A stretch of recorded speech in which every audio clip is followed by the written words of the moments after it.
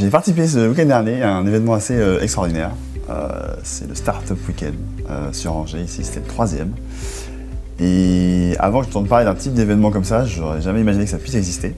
Et c'est pour ça que je trouve utile de le partager, la façon dont ça se passe, et surtout l'intérêt et les enseignements que moi j'en ai tirés.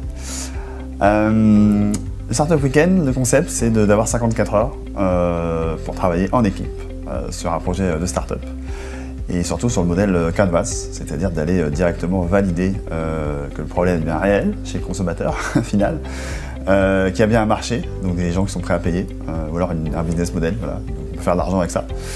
Et ensuite d'aller au plus loin possible dans la création de ce qu'on appelle un MVP, c'est-à-dire le produit minimum viable, c'est-à-dire la mini-démo, non pas du produit final, mais que le mécanisme qu'on a voulu créer dans la startup va fonctionner.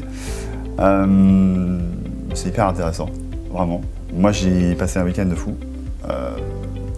Le concept c'est que le vendredi soir, ça commence et tout le monde, tous les participants qui le souhaitent, peuvent pitcher pendant 1 minute une idée qui leur est passée par la tête. Soit une idée qu'ils ont eue il y a longtemps et qu'ils n'ont jamais pu développer, soit pour certains une idée qu'ils ont eue le matin même. Le seul critère c'est de ne pas avoir bossé dessus avant, c'est-à-dire de ne pas avoir travaillé comme un dingue, fait des études, etc. parce que sinon ça n'a pas d'intérêt. Donc on pitch, ensuite on a tous 3 jetons pour voter pour les meilleurs projets, ceux qu'on pense qui sont les plus intéressants. Et ensuite seulement entre 8 et 10 équipes vont être sélectionnées, 8-10 porteurs de projets vont être sélectionnés et vont avoir le droit de monter une équipe. Et là c'est la foire d'empoigne, mais ça se passe bien, pour recruter l'équipe la plus complémentaire possible. Donc forcément il faut des développeurs, forcément il faut des designers, mais aussi des gens un peu business, un peu marketing. Parce que l'idée c'est vraiment d'arrêter de parler et de penser. On pense un petit peu quand même, mais de faire. Alors ça, moi je suis assez incliné à faire, parfois même trop. Voilà, je peux faire beaucoup sans avoir assez pensé, même si je me suis calmé ces derniers temps. Et là, moi j'ai pitché, mon idée n'a pas été retenue, mais ça va, je l'ai bien vécu. Par contre, il y a une des idées pour laquelle j'avais voté qui a été retenue. Petite nana là, qui avait pitché une application pour géolocaliser les producteurs locaux et donc faire en sorte que les circuits courts se développent, parce que je pense que c'est un vrai problème, c'est un vrai enjeu de société. Aujourd'hui la facilité c'est d'aller à l'hypermarché, les mecs sous-payent les producteurs, revendent 2 à 3 fois plus cher et au final personne ne dit rien, et il n'y a que les esprits un peu inventifs et conscients des problèmes de la planète qui recherchent des solutions alternatives. Il y en a, hein, à peu près 20% des Français, mais bon, ça reste 80% qui font rien. Donc ce projet m'avait paru intéressant. Et une fois que moi je n'ai pas été retenu, du coup, ça m'a paru évident d'aller dans cette équipe. Ça s'est fait, on m'a gardé dans cette équipe. Je me suis retrouvé dans une équipe de 7 personnes, avec des profils assez intéressants, variés. Voilà, femmes, hommes, âges divers, expériences diverses. Je l'ai bien senti.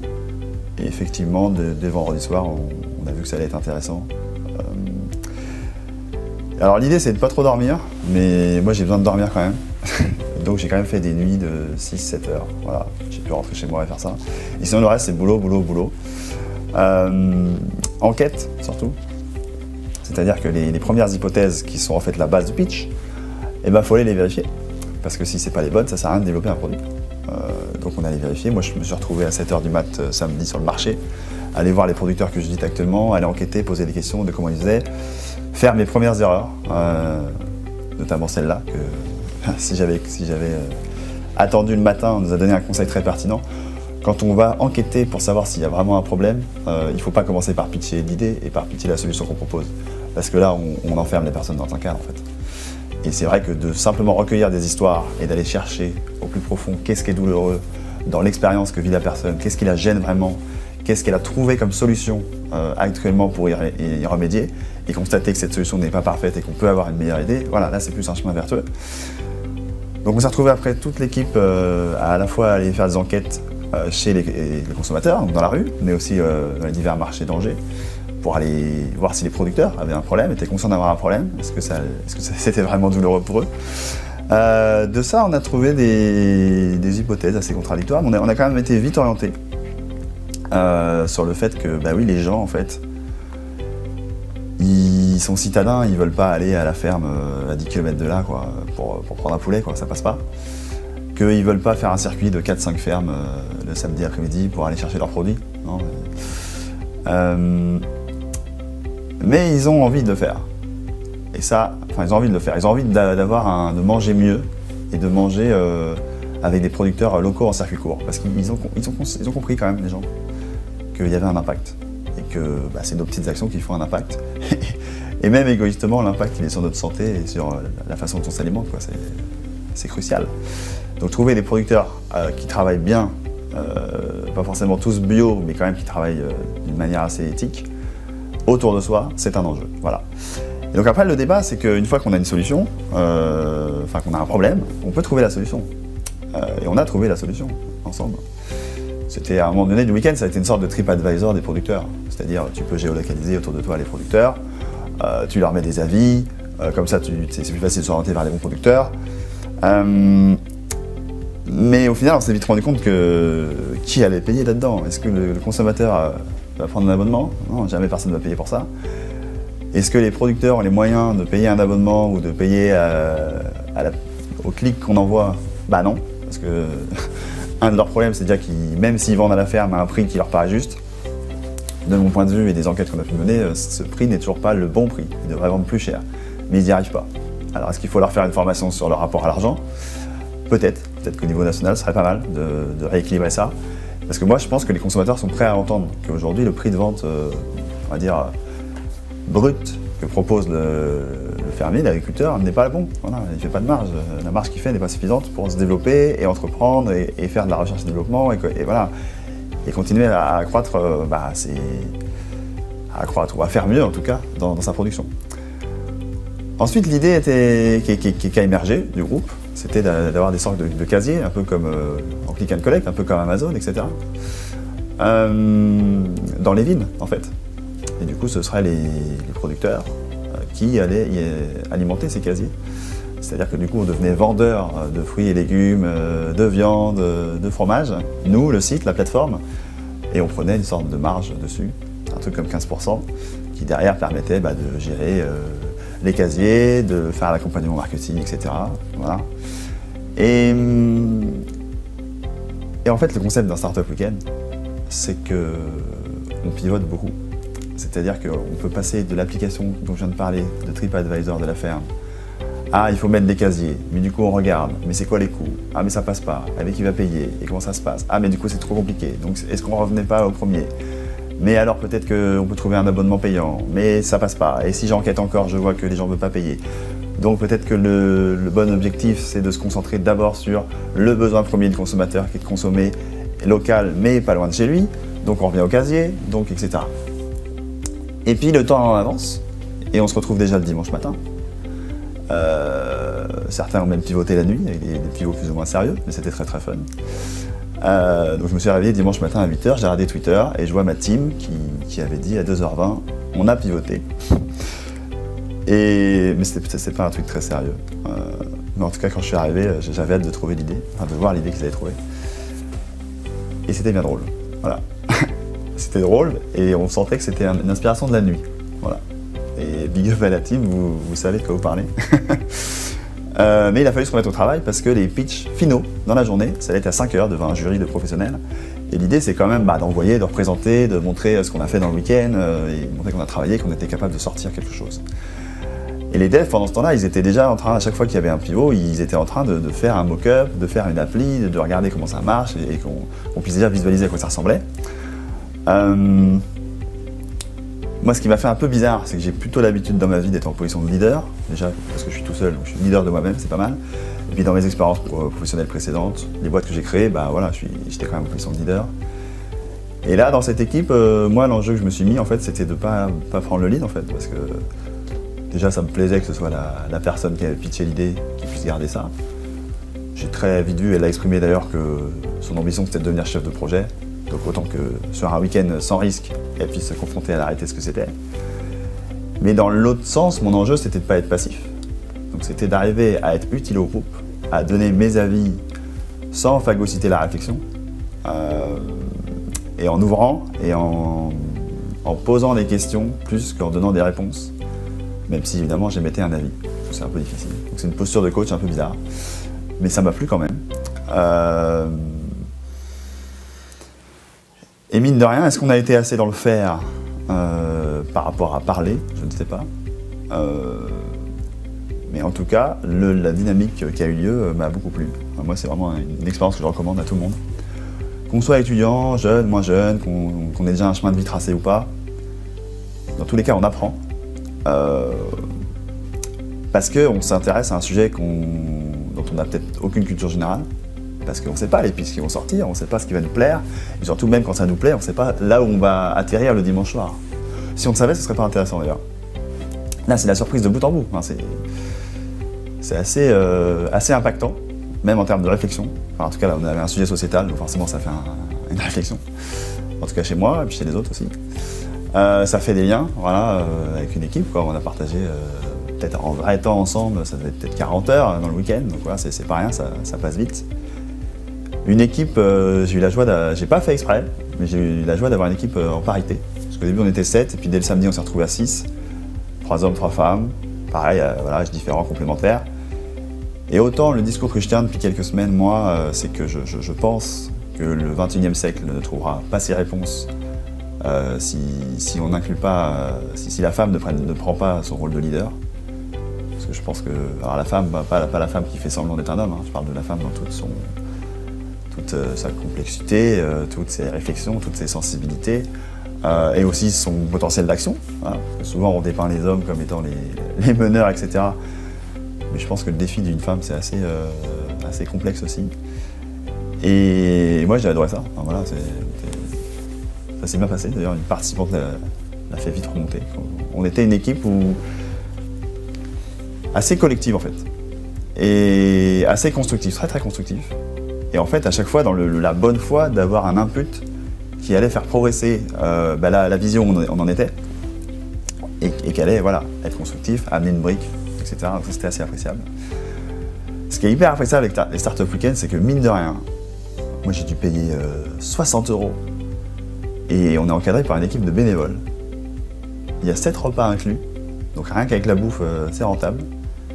Il y a des mentors, il y a des coachs qui viennent au fil du temps. Il y a une facilitatrice, là il y avait une facilitatrice de génie, enfin même 2 facilitateurs, qui mettent la pêche, quoi, qui mettent l'énergie, parce qu'en fait, ils le disent très bien au début, c'est un roller coaster le truc. C'est-à-dire que tu arrives avec le power le vendredi, en mode on va tout déchirer.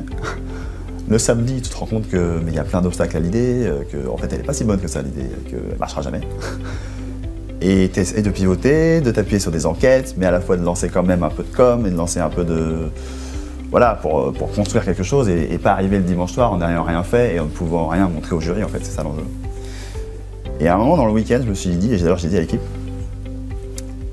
soit on veut faire une société et un business model viable dès maintenant, et c'est peut-être pas possible dans le week-end. Soit on veut impressionner le jury, envoyer des paillettes et faire en sorte de peut-être gagner un prix, même si le but de gagner était très loin dans nos têtes, mais juste voilà, c'est quoi l'objectif?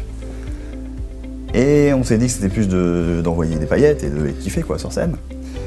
Et en fait, je crois que le meilleur moment, moi là où j'ai vraiment kiffé, c'est lorsque j'ai vu les pitchs finaux de toutes ces équipes. Nous on passait en dernier en plus. Au début je me suis dit ça va pas le faire. Parce que tu es dans ton pitch, tu penses à ce qui va se passer, et quelque part t'es pas réceptif à ce qui se dit. Alors, quelque part j'avais la chance, c'était pas moi qui allais pitcher, même si j'ai aidé dans le truc, mais c'est pas moi qui allais pitcher. Donc je me suis pris dedans et j'ai pris une heure et demie de plaisir à entendre les autres teams, à me rappeler de ce qu'ils avaient pitché au début, hein, vendredi, voir ce que c'était devenu, et surtout voir les presse qui sortent, les effets qu'ils ont fait, les efforts qu'ils ont fait, les enquêtes qu'ils ont fait, comment ils ont été malins, comment ils ont trouvé les chiffres, comment ils se sont débrouillés avec ça. Respect quoi. Voilà, mais je respecte tous ces gens, quoi. Donc, déjà, j'ai forcément un biais, les entrepreneurs, j'adore ça. Les gens qui se lancent, en fait.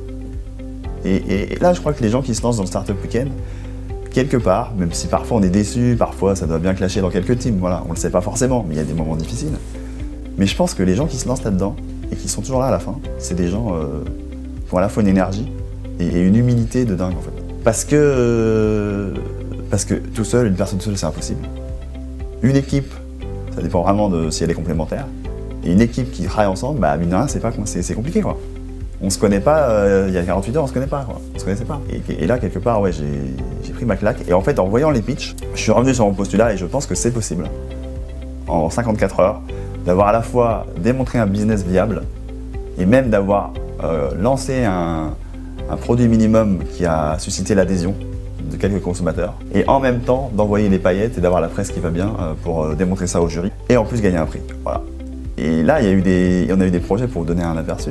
Celui qui a gagné, c'est Ikigai. Ouais, ils touchent un vrai problème, c'est-à-dire l'orientation des jeunes. Aujourd'hui, comment c'est possible de faire son choix parmi tous les métiers? Et pourtant, on demande aux jeunes, choisis. Allez, maintenant, tu es en 3e, choisis.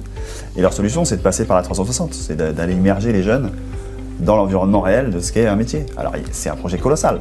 Ils vont pas le faire demain. Est-ce qu'ils vont continuer? J'en sais rien. Mais en tout cas, le concept et l'idée et la réponse apportée au problème, ouais, il est satisfaisant. Pareil, une équipe qui voulait lancer un cadenas connecté. Donc un cadenas qui puisse se mettre sur les vélos et qu'on puisse partager son vélo, qu'on puisse mesurer un peu les kilomètres qu'on a fait, etc. Et en fait, faire avec son vélo ce que font déjà des boîtes avec des flottes de vélos. Mais c'est vrai que du coup, peut-être l'approche par la base, elle est peut-être aussi intéressante. C'était très bien pitché. Voilà. Bravo, chapeau. Et l'équipe un peu troll du week-end, mais qui mine de rien a gagné, Remember Me, les mecs. Ils lancent une solution anti-relou en soirée. Et apparemment, c'est un besoin. Voilà. Moi, j'ai plus en trouver en soirée, donc je ne sais pas trop. Mais apparemment, c'est un besoin. Chacun, avant la soirée, choisit 2 mots du dictionnaire. Donc, et quand une nana va se faire aborder par un mec un peu éméché, et ben, ça va être très simple. Si elle veut que le mec ait plus tard accès à ses contacts, avec ses infos, etc., elle va lui donner le mot positif qu'elle a choisi, qui peut être un mot qui n'a pas trop de sens. Et si elle veut surtout pas revoir cette personne jamais ever de sa vie, elle va donner un autre mot qui est le mot négatif. Et là, le gars aura beau rentrer ça sur l'annuaire de la soirée qui aura été constituée, quasiment jamais il va pouvoir la retrouver. Bon, je pense que s'il a glané quelques infos en mode malin socialement, il va quand même pouvoir la retrouver. Mais en tout cas, ils l'ont fait, ça sentait le pitch troll, mais pourtant il y a un petit marché. Apparemment, ils ont chopé un petit marché et leur presse était pour moi génial, quoi. C'est grandement de plaisir. Et les autres presses aussi, voilà, j'ai apprécié. Nous, le projet, au final, il s'appelait Coq au Loco, voilà, histoire de montrer la ferme et le circuit court, avec un slogan hashtag manger mieux, donc M''Angers, manger mieux, magnifique. Et la particularité de ce Startup Weekend, c'est qu'il y avait un jury d'enfants. Il y avait un jury d'adultes, de professionnels, et un jury d'enfants, de 8 à 12 ans. Et on les a bien touchés, ces enfants, apparemment, parce qu'ils nous ont décerné leur prix. Et encore une fois, gagner ou pas, je pense que j'aurais été aussi enthousiaste sur le concept du week-end. Mais voilà, gagner le prix des enfants, moi ça me va bien. Voir que les enfants ont compris l'enjeu qu'on portait. Et il y a même une des jurys enfants qui est allée voir un des mecs de la team pour lui dire mais il faut le faire, hein, ce projet, il faut le faire. Hein. Enfin, faut pas lâcher. Hein. Alors certes, quand on est enfant, on se rend pas compte de tous les freins qu'il y a à ce projet. Même si on a bien défendu, on a bien pitché le truc devant le jury pro, je pense qu'on a répondu aux questions, mais en vrai, on va dire que le business model qu'on a développé, personnellement, j'y crois pas, et que vraiment, c'est un besoin, c'est un enjeu, que sans les pouvoirs publics, à mon avis, ça va être compliqué, les circuits courts, parce qu'on est déjà en retard, et que surtout, on ne sait pas où on met les pieds. Pour l'instant, les casiers qui sont développés, c'est les producteurs qui le développent eux-mêmes dans leur coin, ils mettent des casiers à leur ferme, effectivement, du coup, on peut prendre 24/24 leurs produits. Mais avoir une centralisation et faire livrer ça dans les villes, et en fait se confronter aux défis que tous les livreurs ont, c'est-à-dire le dernier kilomètre, hein, comme d'hab, c'est gros projet. Voilà. Donc certes, faire des pilotes, faire des tests, ça coûte de l'argent, mais on apprend des choses. Mais il n'y a qu'en essayant qu'on va trouver un business model là-dessus. Voilà. Donc on va voir si ça se fait. En tout cas, ça se fait déjà dans certaines régions, avec le soutien des régions. Donc voilà, pourquoi pas, c'est intéressant. En tout cas, j'ai apprécié réfléchir là-dessus. Et effectivement, un Startup Weekend, en même temps que celui d'Angers, il y en avait peut-être 10 autres dans le monde, et il y en a tous les week-ends, et c'est des aventures extraordinaires. On a un mec dans la team d'Angers, la team bénévole, qui a fait une sorte de tour du monde des Startup Weekend. Je pense que ça remplace limite n'importe quel MBA sur un CV, à condition d'être intelligent, malin, et d'avoir vraiment bossé voilà, dans l'open du truc, quoi.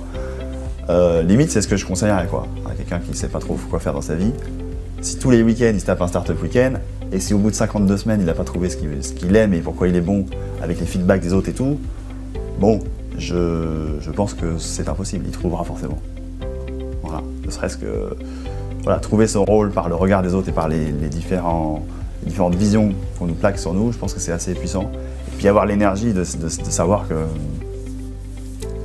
même dans une team, si le mec ne fait qu'être supporter de la team, être le mec qui a l'énergie, qui va réconforter les uns, qui va faire un feedback dessus, déjà ça c'est un rôle hyper positif. Et notamment les nouveaux métiers qui exercent aujourd'hui qui s'appellent les facilitateurs. Voilà, être facilitateur de réunion, facilitateur d'organisation dans une boîte, c'est un des métiers du présent et du futur, quoi. Pour moi c'est évident. Et surtout le fait que ce soit que des bénévoles qui organisent ce genre d'événements avec des sponsors locaux, que je tiens à remercier là.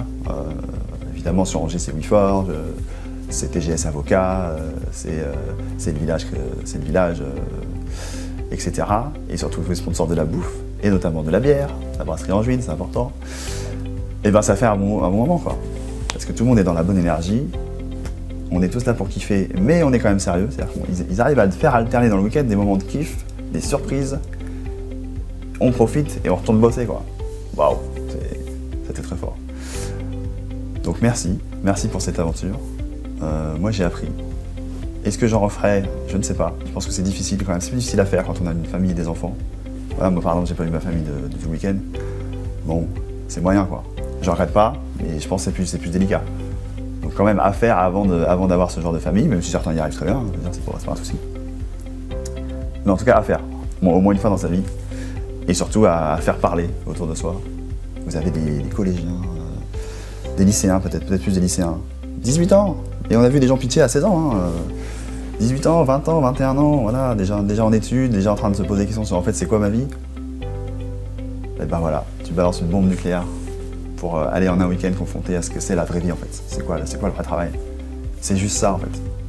C'est juste, par exemple, moi je me suis isolé avec celle qui allait pitcher le soir. On a pitché, on a répété, on a trouvé les phrases qui allaient bien, etc. Quand on est parti, la presse était franchement... Elle nous plaisait, mais voilà. Et c'est revenir au bout d'une heure et demie et voir que la team a continué à avancer et que la presse, elle n'a plus rien à voir. Et qu'elle envoie total, quoi. Et que tu arrives en ayant kiffé d'avoir bossé toi bien, et tu vois que la team a continué aussi à bosser. Et qu'en fait, on s'est rejoint là-dessus. Et qu'en termes d'efficacité, ça a été x2, quoi. Ça, c'est une grande satisfaction. Voilà. Donc merci à l'équipe dans laquelle j'étais, merci aux organisateurs, merci aux autres équipes aussi, qui ont envoyé du bonheur à la fois dans les pitchs, mais aussi dans les pauses, dans les instants de partage et tout, c'est vraiment top. Et j'espère vous revoir tous bientôt. Et je pensais important de pouvoir partager ça, notamment sur LinkedIn, réseau pro, vous êtes des parents, vos enfants, vous les voyez un petit peu hésitants, et vous, ça vous stresse. Bah, vous sponsorisez un Startup Weekend, puis voilà, on verra déjà plus clair.